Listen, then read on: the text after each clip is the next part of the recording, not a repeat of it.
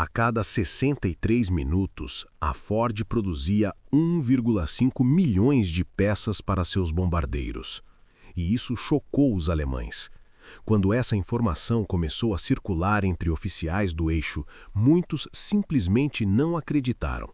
Parecia exagero, propaganda inimiga, um número inflado para intimidar. Mas não era, era real. E mais do que isso, era apenas um recorte de algo muito maior. A Segunda Guerra Mundial não foi vencida apenas nos campos de batalha. Ela foi decidida em fábricas, galpões industriais e linhas de montagem que nunca dormiam.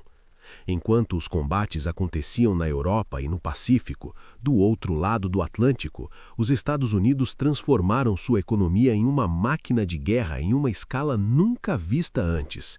E no centro desse processo estava a Ford.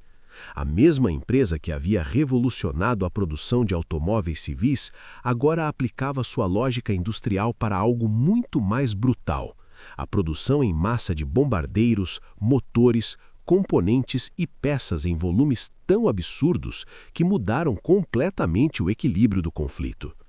Não estamos falando apenas de produzir aviões. Estamos falando de produzir tudo ao mesmo tempo, em fluxo contínuo, com uma eficiência que nenhum outro país conseguiu sequer se aproximar durante a guerra. Para os alemães, acostumados a uma indústria altamente técnica, sofisticada, mas fragmentada, isso foi um choque. Eles haviam apostado em engenharia avançada, precisão e qualidade.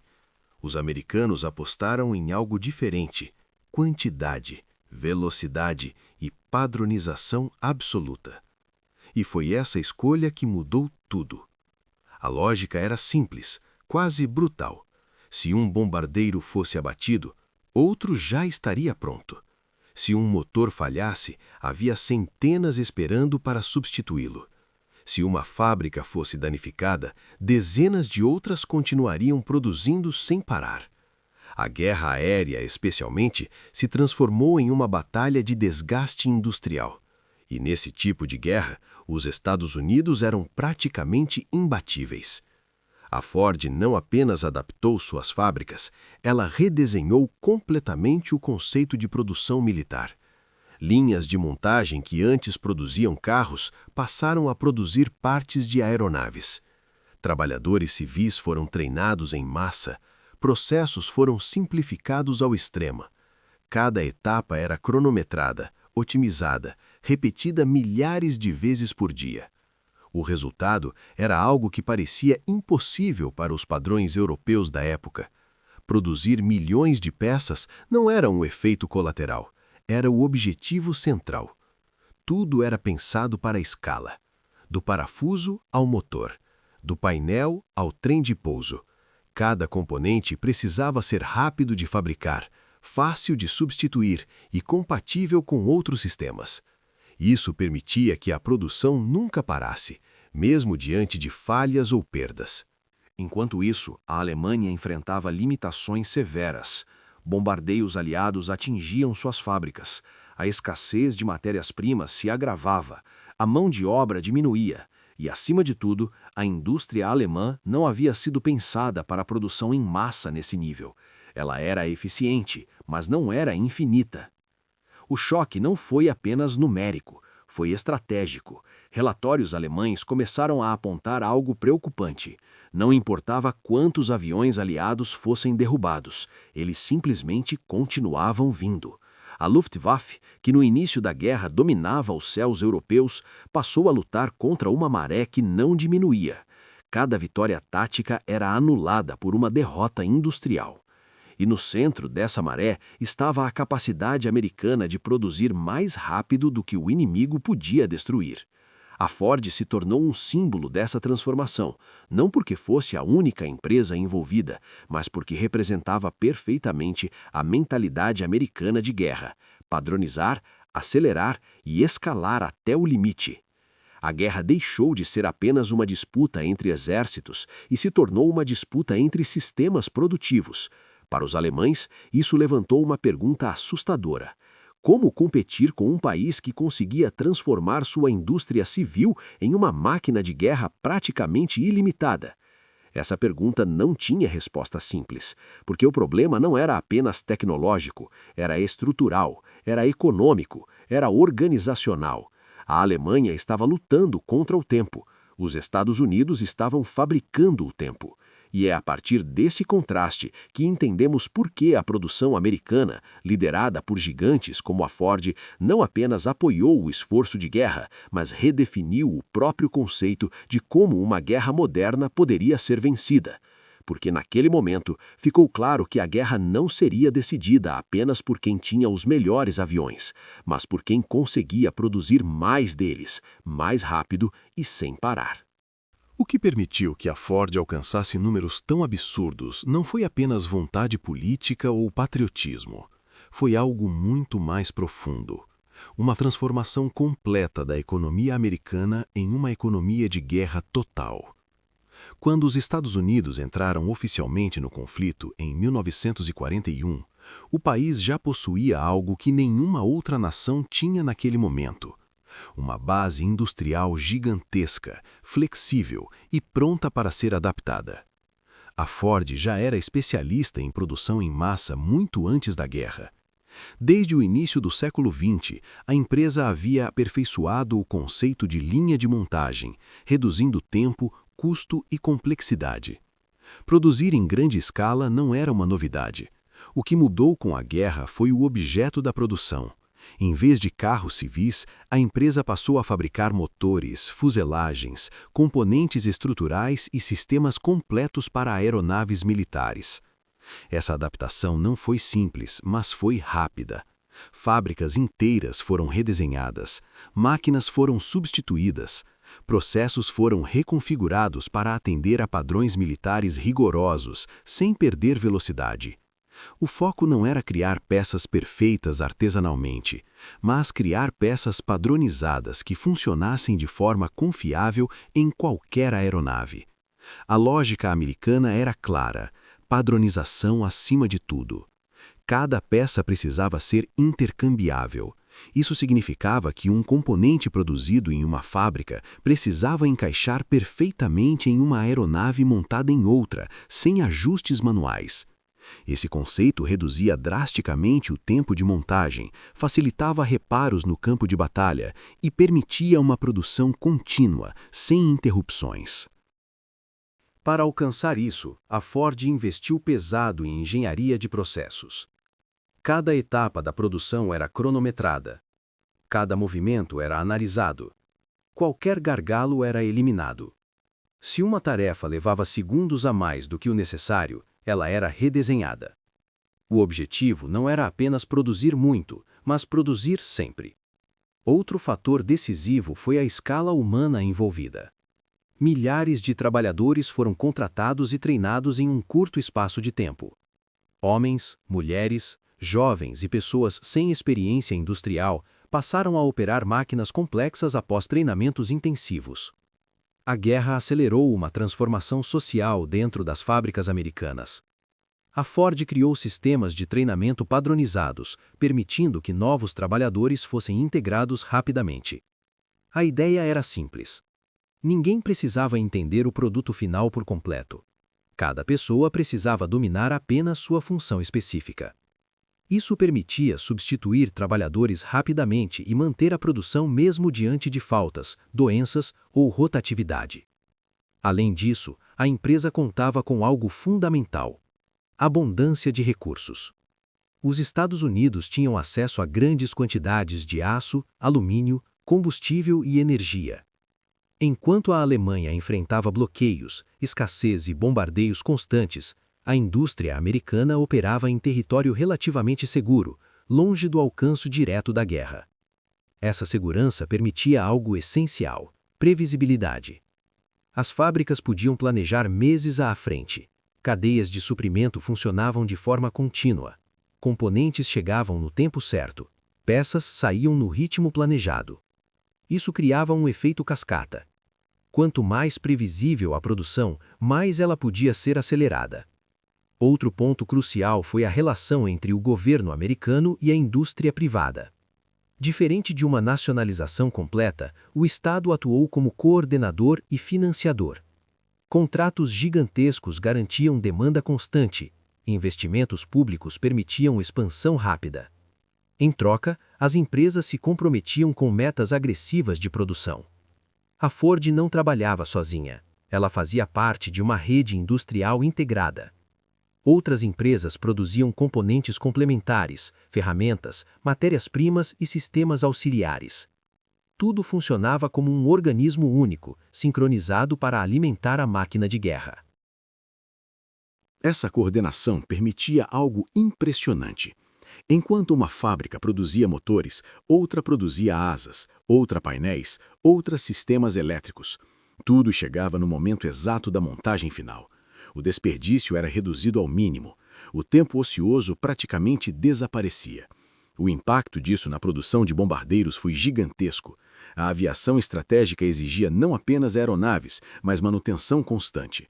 Aviões eram danificados, abatidos, desmontados e reconstruídos. Cada missão consumia peças, combustível e horas de trabalho.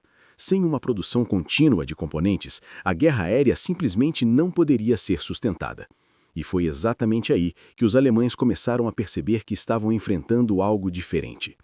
Enquanto a Luftwaffe precisava preservar cada aeronave, cada piloto e cada motor, os aliados podiam operar com uma lógica de reposição constante. Perdas eram esperadas, calculadas e absorvidas pela produção. Isso mudava completamente a forma de lutar. Do ponto de vista alemão, isso era profundamente perturbador. A doutrina militar alemã valorizava eficiência, precisão e superioridade técnica. Seus aviões eram avançados, rápidos e bem projetados, mas eram difíceis de produzir em massa e exigiam manutenção especializada. A indústria alemã não foi projetada para produção padronizada em escala absurda. Cada fábrica tinha métodos próprios, peças nem sempre eram intercambiáveis, pequenas variações exigiam ajustes manuais. Isso tornava a produção mais lenta e menos flexível. Enquanto isso, a Ford tratava aeronaves quase como produtos industriais comuns, complexos sim, mas produzidos com a mesma lógica de um carro. Isso permitia um ritmo que os alemães simplesmente não conseguiam acompanhar.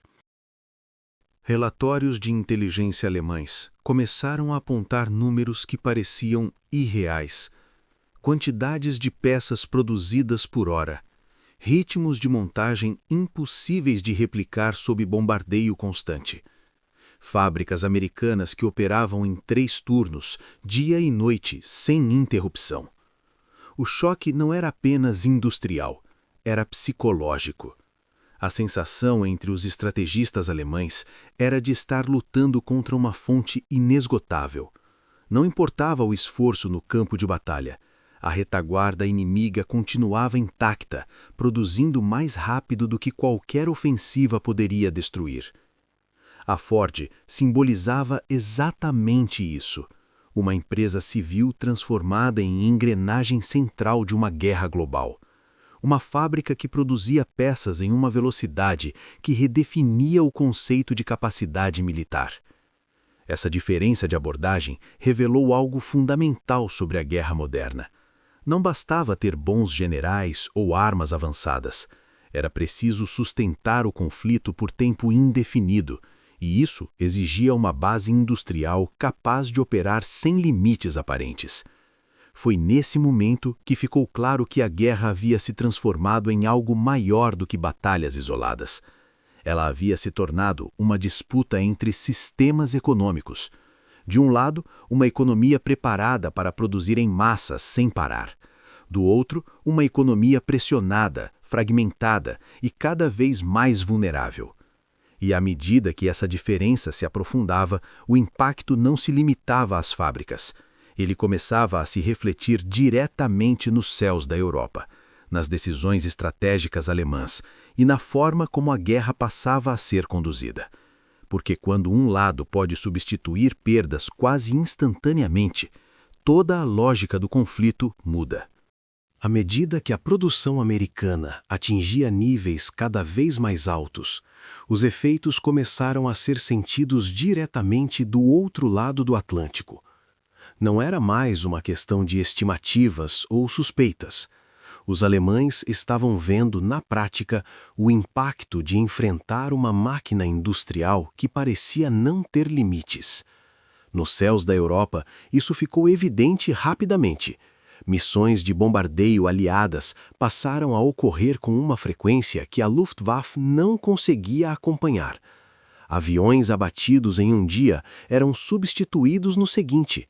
Bases aéreas destruídas voltavam a operar em pouco tempo. Para os comandantes alemães, a sensação era de lutar contra um inimigo que se regenerava continuamente. A lógica alemã de guerra aérea começou a falhar diante dessa realidade. Desde o início do conflito, a Alemanha havia apostado em campanhas rápidas, decisivas, baseadas em superioridade técnica e coordenação tática. Essa estratégia funcionou enquanto o inimigo tinha limitações industriais semelhantes. Mas contra os Estados Unidos, essa lógica perdeu força. Cada avião americano derrubado representava uma vitória tática, mas, estrategicamente, pouco mudava. A produção industrial compensava as perdas com uma velocidade que tornava impossível enfraquecer o esforço aéreo aliado por meio do desgaste tradicional. Relatórios internos alemães passaram a demonstrar preocupação crescente. Oficiais da Luftwaffe alertavam que o número de aeronaves inimigas aumentava apesar das perdas elevadas. A matemática era simples e brutal. Os alemães não conseguiam destruir aviões na mesma velocidade em que eles eram produzidos. Esse desequilíbrio se agravava com o tempo. Enquanto a indústria americana operava com segurança, a indústria alemã era bombardeada constantemente. Fábricas, linhas férreas e centros logísticos tornaram-se alvos prioritários. Cada ataque reduzia a capacidade produtiva alemã, ao mesmo tempo em que a produção americana seguia intacta, protegida pela distância geográfica. A diferença entre os dois modelos industriais ficou cada vez mais clara. A Alemanha produzia com excelência técnica, mas em ambientes instáveis, sob pressão e com recursos limitados. Os Estados Unidos produziam em larga escala, com previsibilidade e redundância. Se uma fábrica enfrentasse problemas, outra compensava. Para os alemães, isso criava um dilema insolúvel. Investir em aviões mais avançados exigia tempo, mão de obra especializada e processos complexos. Mas o tempo era exatamente o recurso que eles não tinham. Ao mesmo tempo, simplificar a produção significava abrir mão de vantagens técnicas que haviam sido centrais no início da guerra. A indústria americana, por outro lado, não precisava escolher. Ela podia produzir muito e, ao mesmo tempo, melhorar continuamente seus modelos. Ajustes eram feitos em série, melhorias eram incorporadas sem interromper o fluxo de produção. Isso permitia uma evolução constante, sem sacrificar volume. Outro fator decisivo foi a logística global. Produzir milhões de peças era apenas parte do desafio. Elas precisavam ser transportadas, montadas, distribuídas e mantidas. Os Estados Unidos construíram uma cadeia logística gigantesca, capaz de mover equipamentos e componentes através de oceanos inteiros. Portos foram ampliados, navios foram produzidos em massa, rotas marítimas passaram a operar de forma quase industrial. Essa capacidade logística garantiu que a produção da Ford e de outras empresas chegasse efetivamente aos campos de batalha. Para os alemães, isso era quase inconcebível. A guerra havia se tornado verdadeiramente global, e eles enfrentavam um adversário capaz de sustentar operações em múltiplos continentes ao mesmo tempo. A indústria americana não era apenas grande, ela era integrada a uma estrutura logística igualmente gigantesca. Com o tempo, essa diferença começou a influenciar decisões estratégicas alemãs. A Luftwaffe passou a adotar uma postura mais defensiva. O foco mudou da ofensiva para a tentativa de limitar danos. Recursos passaram a ser direcionados para proteger fábricas e cidades, em vez de atacar diretamente o inimigo. Mas essa mudança veio tarde demais. Cada esforço defensivo alemão era superado pela capacidade americana de aumentar ainda mais a produção. Novos modelos de bombardeiros entravam em operação. Esquadrões eram reabastecidos rapidamente. A superioridade aérea aliada tornou-se uma questão de tempo, não de possibilidade. O impacto psicológico disso não pode ser subestimado. Pilotos alemães enfrentavam missões sabendo que, mesmo com sucesso, o efeito estratégico seria limitado. Essa percepção corroía a moral. A sensação de estar lutando contra uma força interminável afetava decisões, desempenho e confiança. Ao mesmo tempo, os aliados operavam com uma lógica completamente diferente. Sabiam que tinham margem para erros, perdas e ajustes. Isso permitia uma abordagem mais agressiva, mais constante e mais desgastante para o inimigo. A produção industrial dava suporte a uma estratégia de longo prazo. A Ford, nesse contexto, era mais do que uma fornecedora. Ela representava a materialização dessa vantagem estrutural. Cada peça produzida não era apenas um componente físico, mas uma garantia de continuidade. Um símbolo de que a guerra poderia ser sustentada indefinidamente. Esse desequilíbrio também afetou o ritmo da guerra como um todo. Com superioridade aérea crescente, os aliados puderam apoiar operações terrestres com mais eficácia. Tropas avançavam sob cobertura constante. Infraestruturas alemãs eram atacadas repetidamente. A capacidade de resposta do eixo diminuía mês após mês. A Alemanha se viu presa em um ciclo vicioso. Quanto mais perdia território e infraestrutura, menos conseguia produzir. Quanto menos produzia, mais vulnerável se tornava. Enquanto isso, os Estados Unidos operavam em um ciclo oposto. Produção crescente gerava mais poder militar, que por sua vez protegia a própria capacidade produtiva. Essa dinâmica mostrou que a guerra moderna não é vencida apenas com coragem ou genialidade tática. Ela exige profundidade industrial. Exige capacidade de absorver perdas e continuar avançando. E nesse aspecto, a diferença entre os dois lados era abismal. O choque alemão diante da produção americana não foi apenas surpresa. Foi a constatação de que estavam enfrentando um tipo de poder para o qual não haviam se preparado. Um poder que não dependia de uma batalha decisiva, mas da soma contínua de milhares de decisões industriais corretas. À medida que a guerra avançava, ficou claro que essa vantagem não poderia ser revertida. A indústria americana havia atingido um ponto de maturidade e escala que tornava qualquer tentativa de equiparação inviável dentro do tempo disponível. E assim, enquanto os alemães continuavam a lutar com habilidade e determinação, a balança do conflito já havia se deslocado de forma irreversível. Não nos campos de batalha isolados, mas nas fábricas que operavam dia e noite, produzindo o futuro da guerra em uma velocidade impossível de alcançar. Esse foi o verdadeiro choque. Não apenas os números, mas o entendimento de que a guerra havia sido decidida muito antes do último confronto aéreo. Quando olhamos para trás, fica claro que a produção industrial americana não foi apenas um apoio ao esforço de guerra. Ela foi, em si, uma arma estratégica. A capacidade de produzir em massa, de forma contínua e previsível, alterou completamente a natureza do conflito.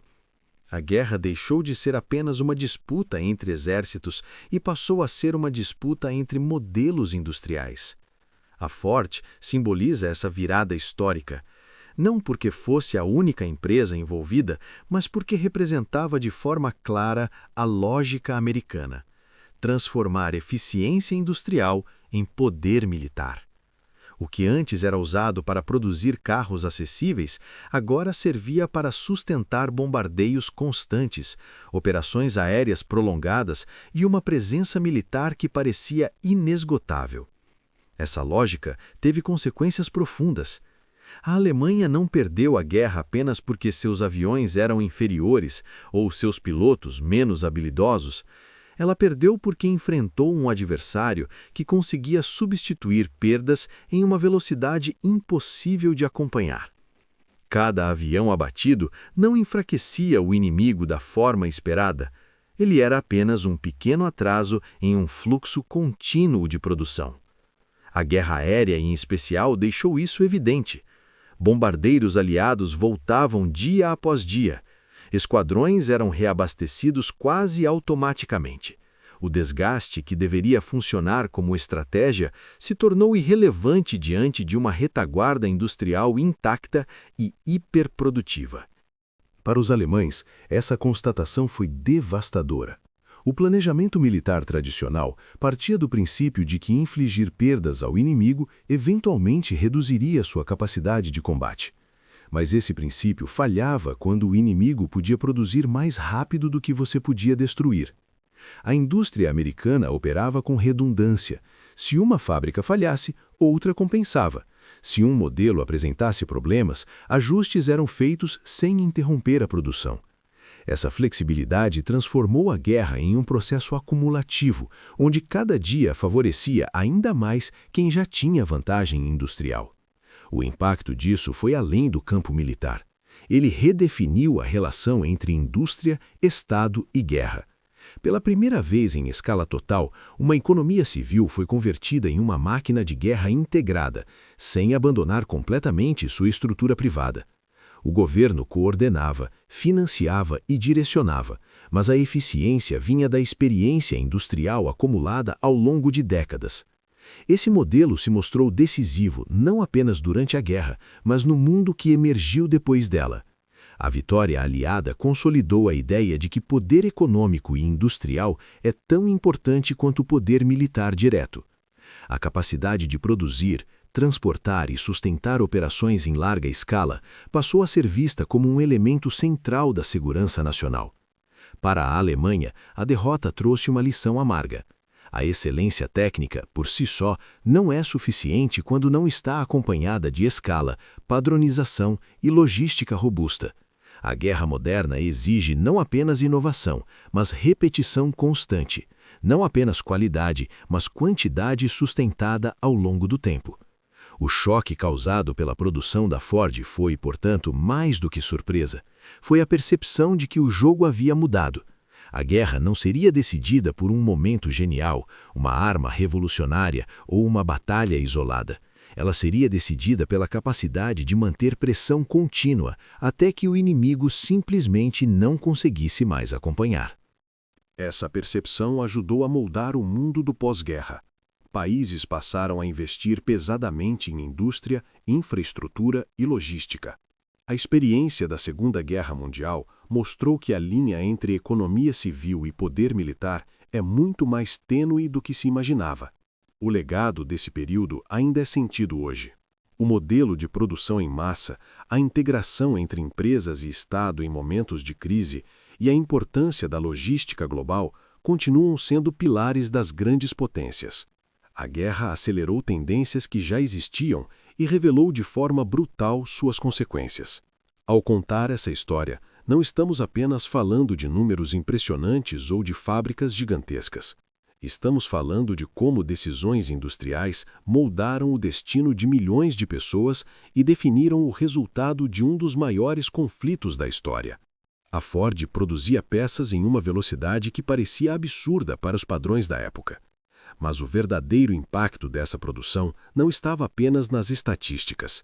Estava na mudança completa da dinâmica da guerra. Em transformar o impossível em rotina. Em fazer da produção contínua uma forma de poder. No fim, o que chocou os alemães não foi apenas a quantidade de peças produzidas a cada hora. Foi o entendimento de que estavam enfrentando um sistema que não se esgotava. Um sistema capaz de aprender, se adaptar e crescer enquanto a guerra avançava.